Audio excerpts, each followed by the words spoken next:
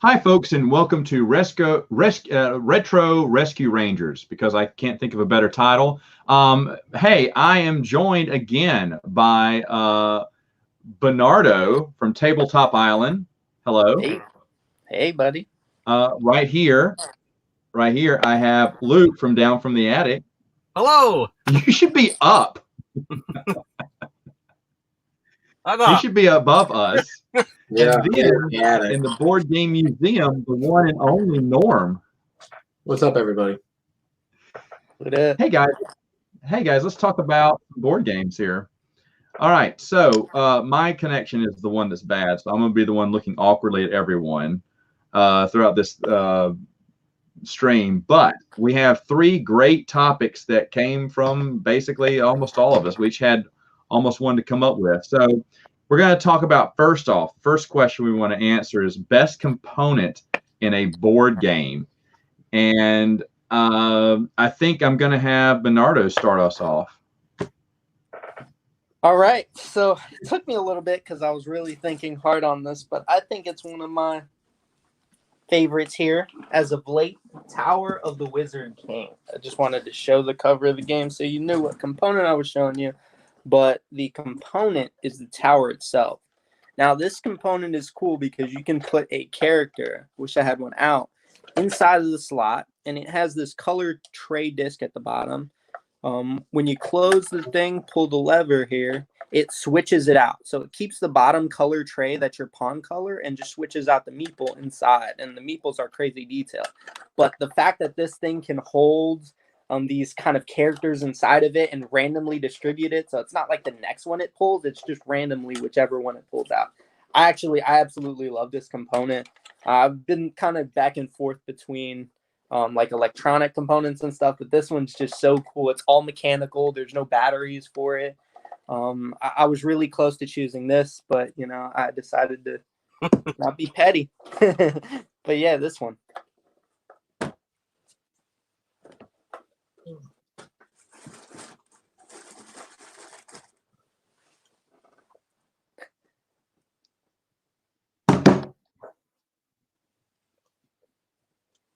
Oh, okay. I'm sorry, my mic was muted. Luke, I'm sorry.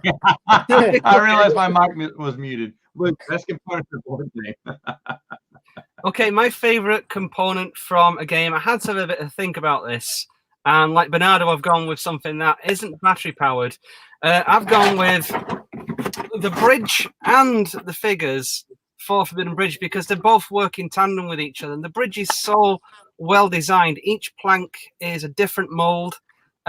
Each one has got different holes, but the bridge itself has little hooks, and the feet of the characters. Your characters can get caught on these hooks. They can dangle off the side of the bridge, and the characters themselves, the arms, they can get caught on railings. They can hold themselves up in holes. It's just really well thought out and designed, and yeah, I can't fault it. It's surprisingly good.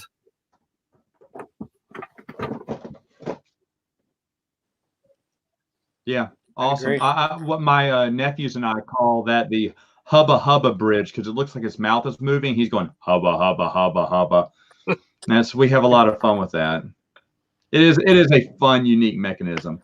Okay, Norm, this is not a foreign topic to us. We've actually discussed this before in the past on a podcast, I believe. Unique mechanisms that these vintage board games use. So let me hear, what is one of the best components in a vintage board game? Man, that was a tough one to come up with because there's so many. I decided to go with the tower from the Dark Tower game, which is this thing. For its time, which was 1981, way ahead of its time. I think this was one of the first units to use a microchip.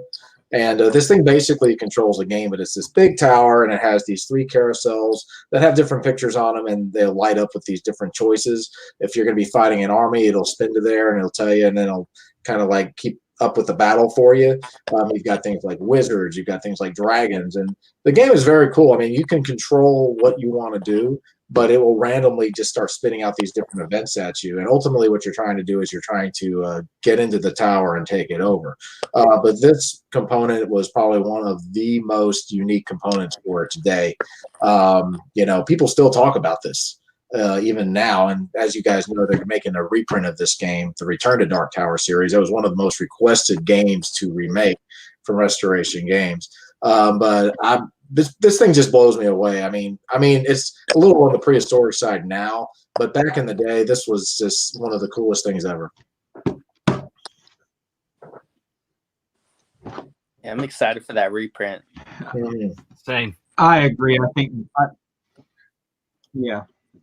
I know Norm has been hankering for that reprint for a long time. Bernardo, you've actually gotten to see the game, right? The new game from Restoration Games. Yeah, I got to play it, and I'm excited to say that I'm going to have a review copy to review. I've been planning out the commercial for it for a while. It's going to be a big one for me.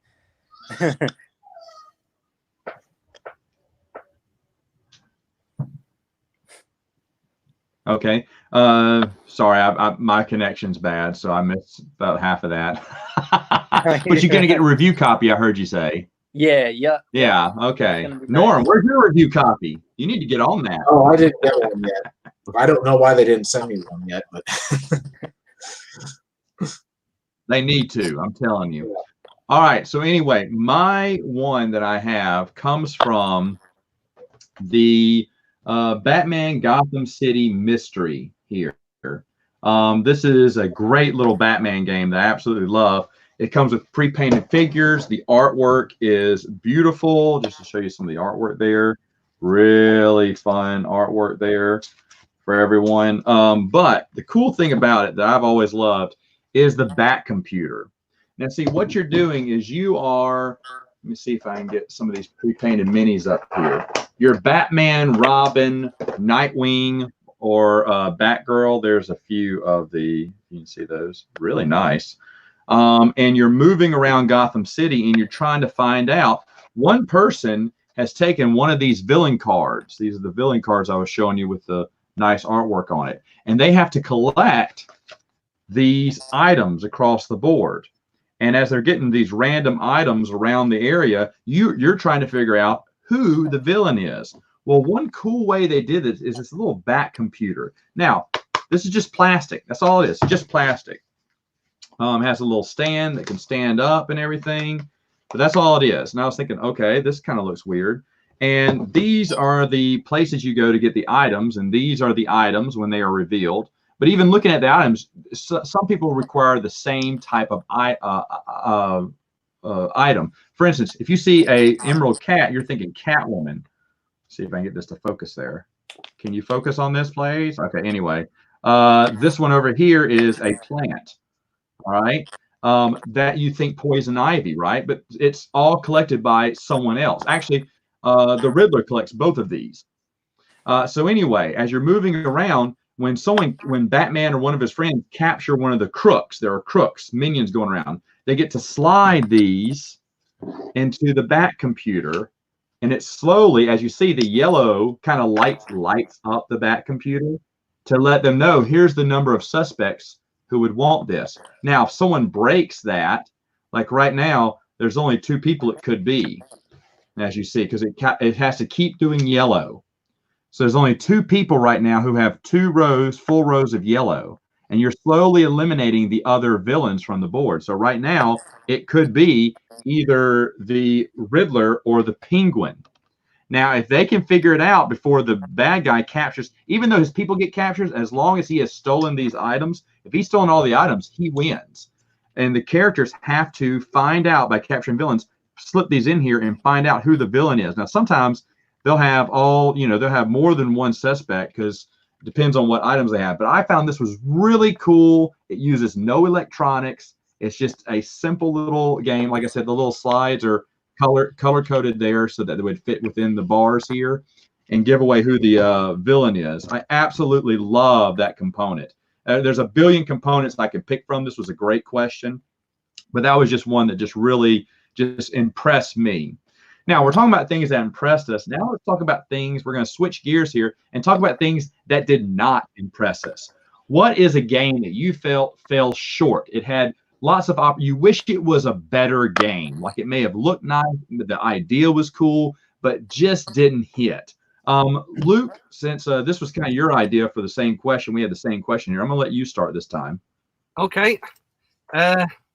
Well, Matt, I know you like this game a lot, but it's got to be Key to the Kingdom.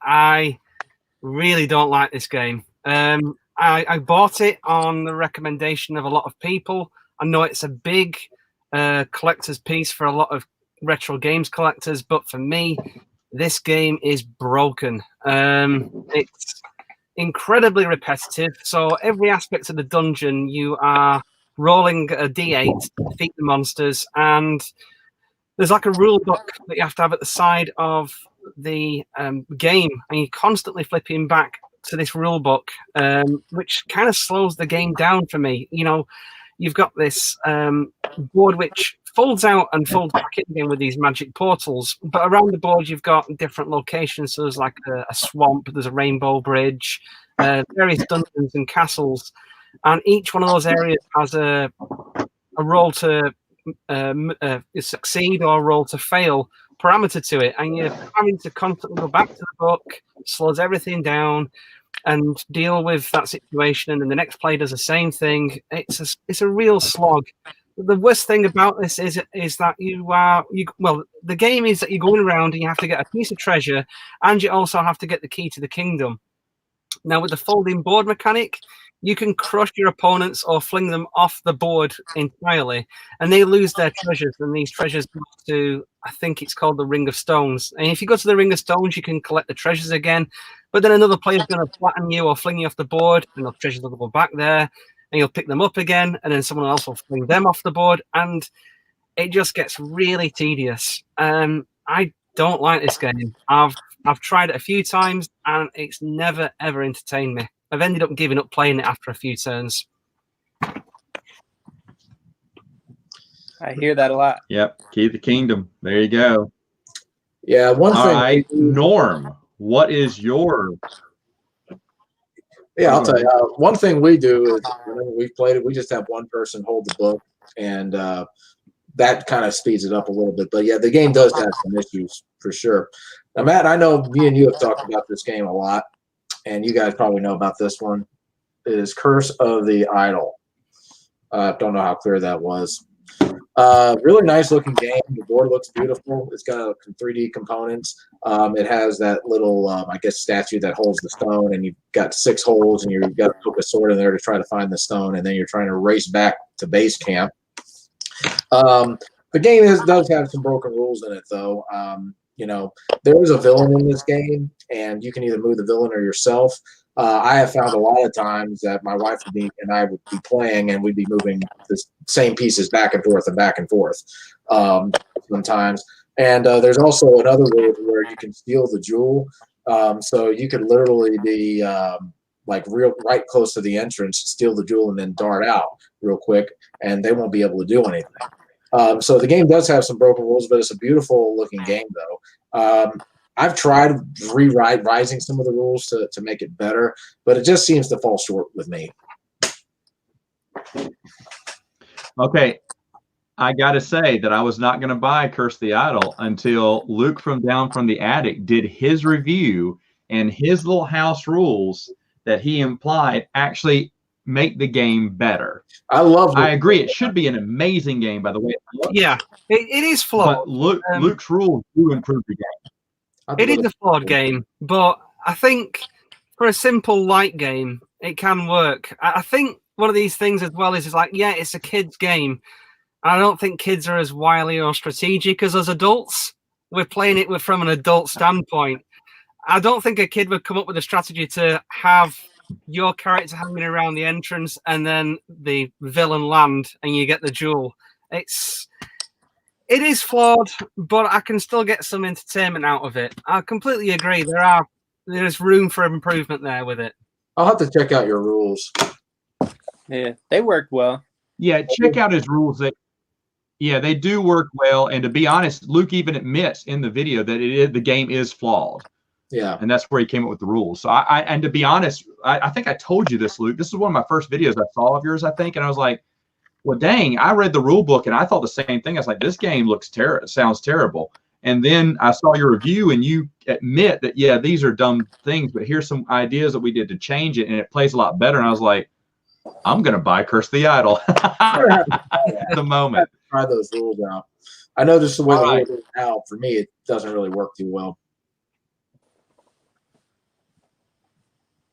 All right. So my most disappointed game, Luke, you were mistaken. The one that we disagree on is Dark World.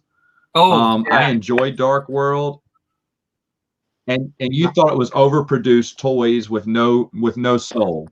But of course, I'm playing it with my little nephews who are just like, oh my gosh, this is amazing, and they had a fun time. As a children's dungeon crawl, it works well. Is Hero Quest better? Probably. Norm would argue that it is because Norm loves Hero Quest. I do. I haven't played the other one yet. But my most disappointed is Key of the Kingdom. I agree with Luke wholeheartedly on this. So disappointing. Because the characters, the villains they fight are so creative. It's so interesting. But they're all the same. Generically, they're all the same. And the pieces look great. The board that unfolds into another world. Whoa, everything was just getting me. I was like, oh man, this game looks awesome. And this is when I didn't read the rule book.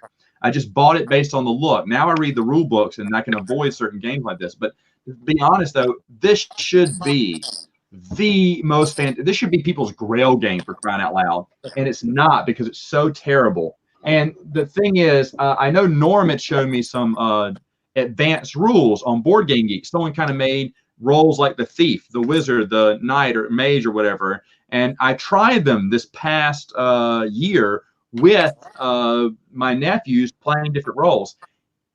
And it's still, you're looking at that rule book a whole lot. You're right. And everything just kind of slows down to a drudge. And it's essentially roll and move with really nice pieces. And I wish it was better. And I wish someone could come up with a fantastic fix for this game. I am not that smart, though. I am not that smart. But it needs to have a fix because, like I said, the pieces, the board, everything about it looks amazing. And yet it's the most disappointing game in my collection, by far, I think. All right, Bernardo, what is your most disappointing game? If you pick Fireball Island, North will come out of his seat and come through that screen. I'm not. No, I wouldn't be that crazy. But and also just to follow up on the Key to the Kingdom, Restoration Games is putting that out, I believe, this year, if I remembered correctly. A new what are they going to do? Well, anything will be better. Yeah, I hear you. Why would they want to reprint that though? So obviously not a reprint, they restore games, so they have new rules and new mechanic for it. I'm guessing everybody felt the same as you guys, and that game was very popular for it to be that bad. I knew ahead of time when I read the rules, and I was like, nah, I can't go back and forth like this. But yeah, I'm very excited for that. They actually just announced too on Twitter as some bonus news here that it kind of basically Justin had mentioned something about loving his job, but for the past 3+ years, but today he loves it even more because he has some huge news that we'll apparently know in 6 months. So I'm excited to find out what game that could be. But the game that I want reprinted, or not reprinted, the game that just wasn't good for me, I know you guys should know here, Bigfoot game by Waddington Games. It has everything I want in a game. It has this really nice 3D board here. It has this nice 3D Bigfoot who can rotate and kick this boulder down to knock down players and send them back to their starting base. Their goal is to get all 3 characters on the mountain. It reminds me of like a makeshift Fireball Island meets Tornado Rex. The only problem is the movement for the Bigfoot itself just isn't really that great. And it's the components just say it's an amazing game. That's what's upsetting about it. But it's not as good as I wanted it to be. And I have been working on new rules for it, but I just wish inherently it was just a better game.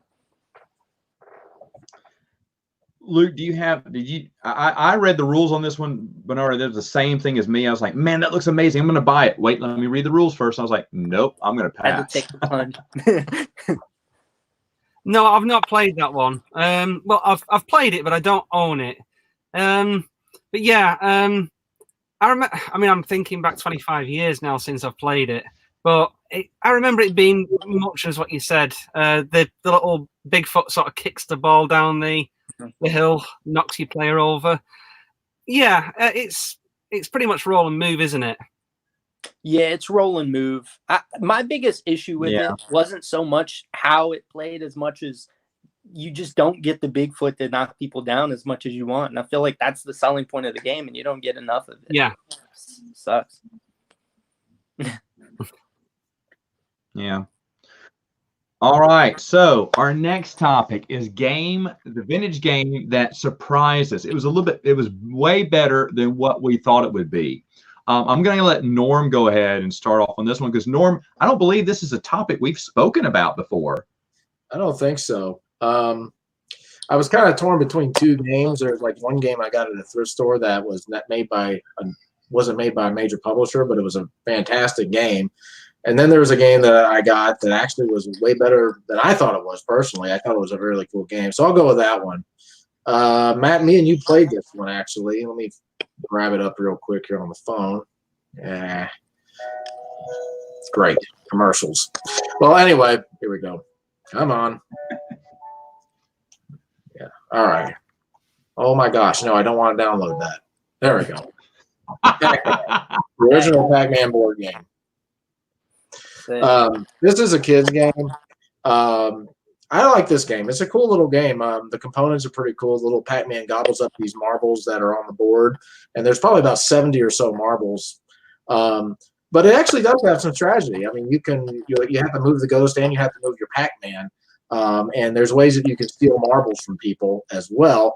So you're trying to figure out what the best thing to do is. Where should you move the ghost? Do you want to try to go for the dots? Sometimes the dots get separated and they could be way up in the corner somewhere and you want to get them, but you've got these ghosts around.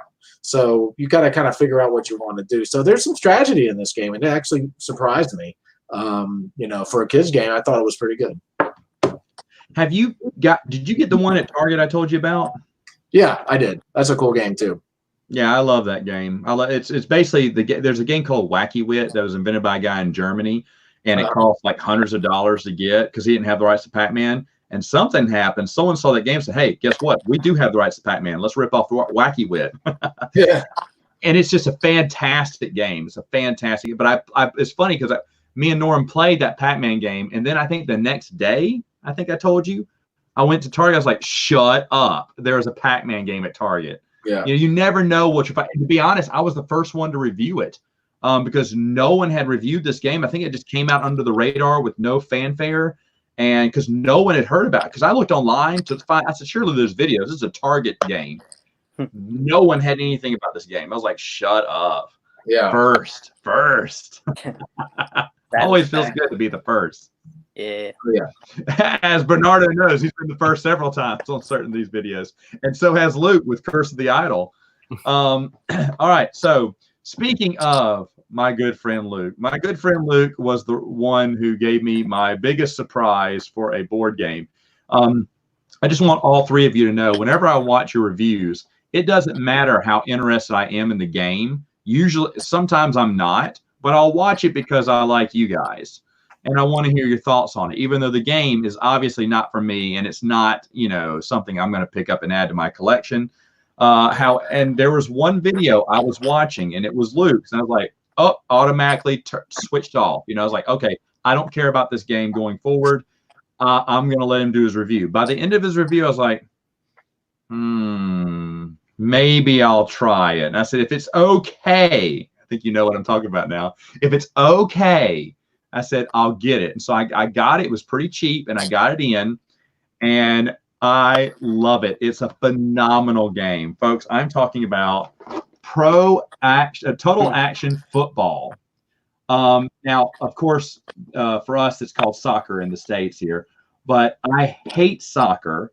I don't like the sport. I won't even watch the World Cup. I'm bored with soccer. Never played soccer. When the few times I did as a kid, I hated it. I thought it was a stupid sport, and I love sports, but soccer, not at my forte. And then the other one, I don't like, I guess they're called abstract games where you're flicking pieces around and trying to shoot little balls into it. It's like, come on, that's just a toy. It's not a game.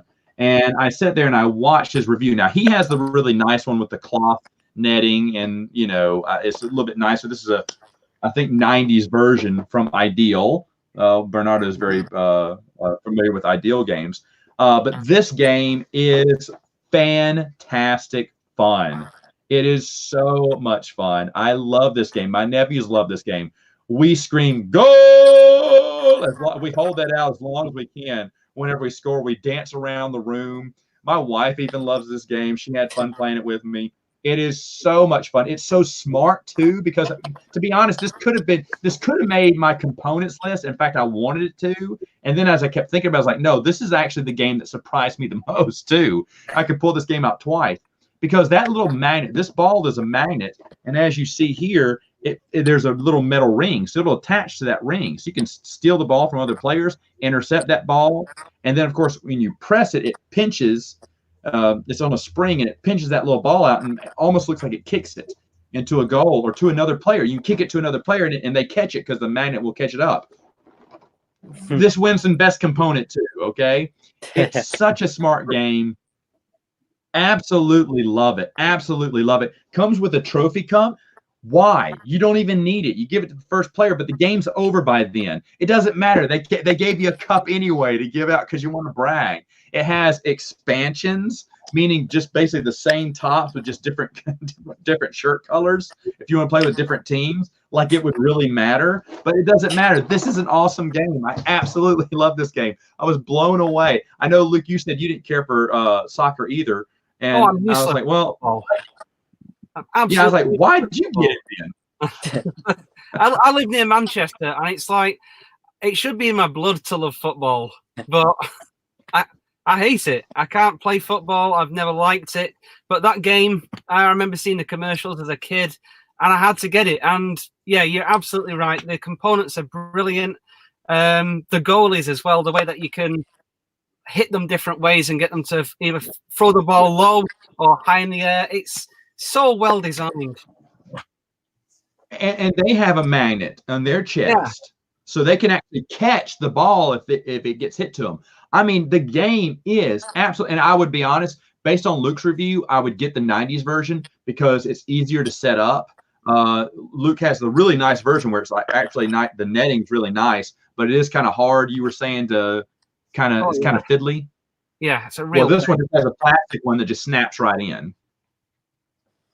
But it is an incredible game. My nephews when I bring it out, they're like, oh, and we play it a million times, and they have so much fun playing that game. Total Action Football is a winner for me. And all right, player, Bernardo, right? what is your say what? Yeah, 2-player, right? Yeah, it's 2-player. Okay. But it's so much fun. And that's the other thing. I really like 2-player games, but I love this game.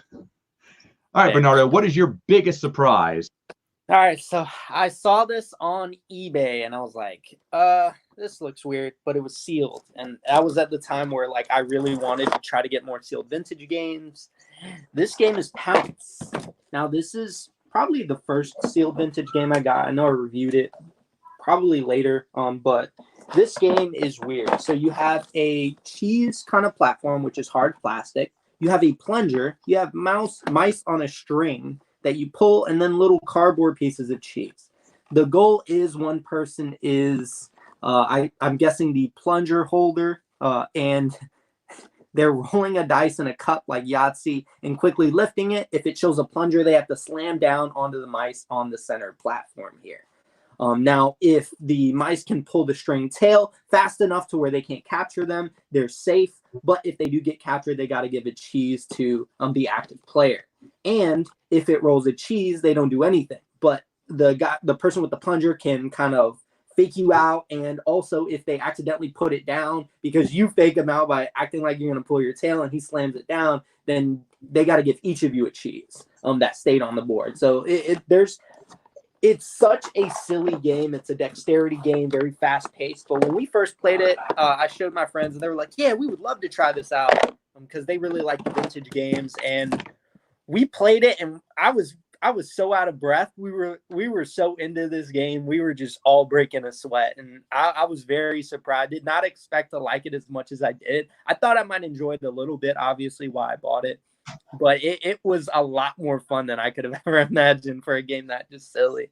What is the theme? That is so weird. You're plunging cheese and getting rid of mice. Yeah, I don't think there's much of a theme here. It's just wacky. That's awesome. That's awesome. All right, Luke, final one. What vintage game impressed you the most, surprised you? It was so good. Okay, so I mean, I went for this game. I'd heard about it and I'd read a couple of reviews, and I mean, just hearing about the concept for it alone sparked me interest because it's got such a unique game mechanic to it. There's nothing quite like it, and that is Ket, and it's a strategy game, and it kind of plays a little bit like chess, only so. The object of the game is to eliminate your opponent's pharaoh piece. But the way you do that is in the edge of the board, it's a 2-player game. In the corner, you have, I don't know if it's going to come up, but you have a laser, an actual laser. Yeah. And all the pieces are mirrored. So on the inside edge of all these pieces, little reflective mirrors. And you're trying to deflect the mirrors to hit your opponent's pharaoh. And yeah, it's been a big surprise. This one I bring out, and people think it's boring and it's like chess. It's like no, it's got lasers in it. You know this. What? Yeah, it's got real lasers in it. And you know, I've got a little smoke machine. I put that on the side so you can see the lasers all lit up. It looks amazing. And the other thing as well is like the way you play this game. So you can, at the start of a turn, you move or rotate a piece, and then you fire your laser. And that's it. You can move one square or rotate 90 degrees. And it's incredible, like how many different paths you can use. And the other thing as well is you can use your opponent's pieces to help build your laser's path. Sometimes your opponents will not see routes that you're taking. You'll move a piece just one space, and this completely different route that we'll never see wipes out like a piece of theirs. It's very clever. It's totally unique, and yeah, it's been a massive surprise. This one, love this game. Norm, do you have that game?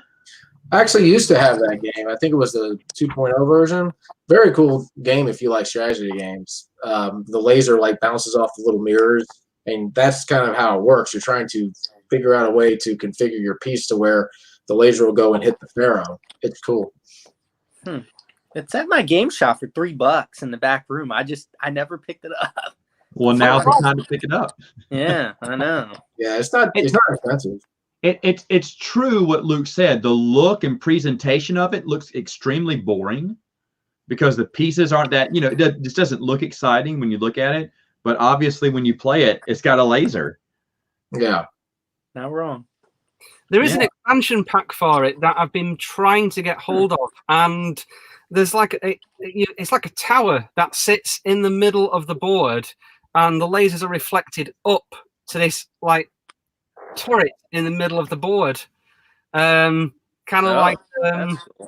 Yeah. I think it's something like the Tower of Akatosh or something like that.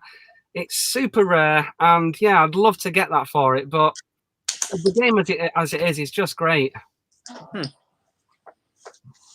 Norm has his helper, Jax, helping him out. Here, Jaxie. Yeah, he's here somewhere. Here he is. Look how big he is. I'm trying to get him over here. Here he goes. There he is. Look at that dude. Here, Jaxie. There he is. Hey, Jax. Hey, man. How's it going, dude? How you doing, man? You've gotten big since last year. Oh yeah, he's like. Yeah, I don't know you, stranger danger. Jump in there. All right, so there you go. There's our picks for most disappointing, biggest surprise, and best component in a board game. folks, I really appreciate everyone putting in their thoughts and comments in our last video. And tell us again, what was your most disappointing vintage game? What was a vintage game that surprised you? And then finally, what is, in your opinion, a very smart component for a vintage game? Again, I'd like to thank all the guests for coming on. As you know, 2 out of these 3 people I really like. One of them just annoys me. How are you guys wondering? No, I love them all. Check out their channels, folks. Check out Tabletop Island. Check out Down from the Attic. And check out the newly reopened Board Game Museum. Yes, folks, it's back. You need to get back and subscribe now. And we'll see you next time on another one of these discussions. What will be our topic? Who knows?